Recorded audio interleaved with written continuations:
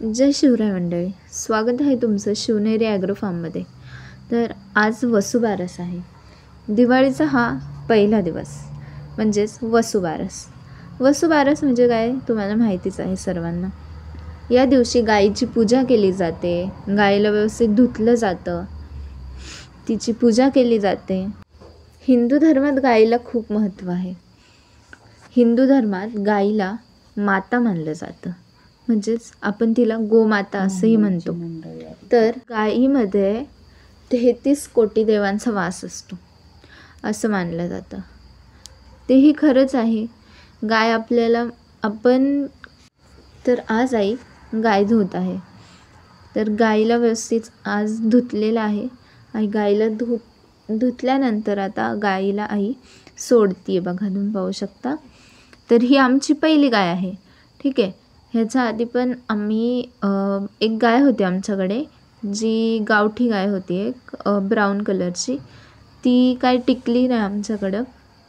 पण ही जी गाय आहे ही आमची तशी मानली तर पहिलीच गाय आहे आमची.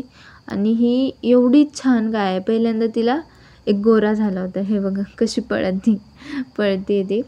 आणि खिल्लारी आहे ना, पळती भरपूर. म्हणजे ह्या गाईला पहिल्या टायमाला गोरा झाला होता आणि दुसऱ्या वेळेसही गोराच झाला तिला, म्हणजे बैल. आता पण ही गाय गाभण आहे, तरी पण बघा किती पळती आहे. आणि ही जी गाय आम्ही आणली होती ती म्हणजे एवढी धार्जिन लागली आम्हाला. म्हणजे खूपच, म्हणजे जी गावठी गाय असते ती दारात असलेली खूप चांगलं असतं असंही मानलं जातं हिंदू धर्मात. आणि ही बघा, ही आहे आमची दुसरी गाय. तर ही जर्सी गाय आहे. ही पण गाभण आहे. 3 महिने झाले आहे हिला, गाभण आहे ही. आणि ती जी गाय होती आधीची जर्सी गाय, तिला आम्ही गौरी म्हणतो, तिचा गौरी नाव ठेवलं आहे आम्ही. ती पण 3 महिन्याची गाभण आहे. ही जी गाय आहे तिलाही 2 वर्ष झाले आम्ही आणून.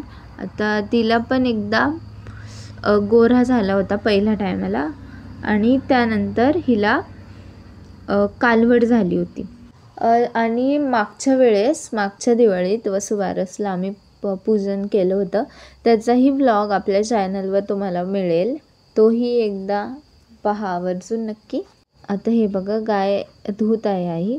आणि आता सोडलेली आहे गाय, उन्हात बांधायची थोडा वेळ, म्हणजे जेणेकरून ते सुकेल व्यवस्थित. म्हणजे सर्दी वगैरेही होणार नाही त्यांना, जास्त वेळ पाणी राहिलं अंगावर तर. आता थोड्या वेळाने गाय आता हे बघा, आईने नवीन साडी घातली. आईचं रॅम्प वॉक चालू आहे. आता हे गाया धुतल्यानंतर हे बघा, व्हाईट किती छान चमकती गाय, तुम्ही पाहू शकता इथं. आणि गायांना सोडती आई आता, किती चमकायला लागली तुम्ही पाहू शकता. गाय खूपच मळाल्या होत्या, खूप खराब झाल्या होत्या, कारण खूप दिवस धुतलंच नव्हतं, त्याच्यामुळे टाईमच भेटत नव्हता. आणि मग आता योग आलाच, मग आता छान दिसायला लागले गाया. आणि कसं आहे, ह्या गाया ना जास्त मारत पण नाही, म्हणजे आई खूप त्यांना जीव लावते ना, त्याच्यामुळं मारत पण नाही. हे बघा, आता आपण चाललो आहोत गाईची पूजा करायला. ही आहे संध्याकाळची वेळ, 5:15 वाजले होते. पहिल्यांदा आईने गाईच्या पायावर पाणी टाकलं व त्यानंतर तिला हळद कुंकू लावलं, तिला ओवाळलं. 5 पंत्या ठेवल्या होत्या, 5 पंत्यांनी ओवाळलं, हे बघा तुम्ही पाहू शकता. आणि त्यानंतर गाईला पाणी वगैरे पायावर वतलं आणि त्यानंतर गाईला हळद कुंकू वगैरे लावलं. गाय अशी लांब जात होती, दिवे पाहून ती घाबरते ना जाळायला, त्याच्यामुळे ती अग्नीच्या लांब जात होती. हे बघा कशी करते गाय, तुम्ही पाहू शकता.